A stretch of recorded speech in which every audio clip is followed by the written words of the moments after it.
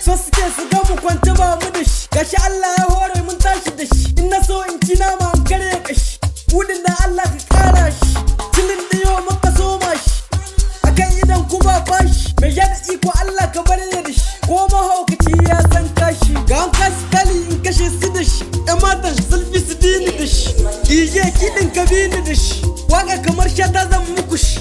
Masu hasada si taushi, masoyin mu Allah ka raya shi, maƙiyin mu Allah ka girbe shi. Ɗayan ban haushi, garo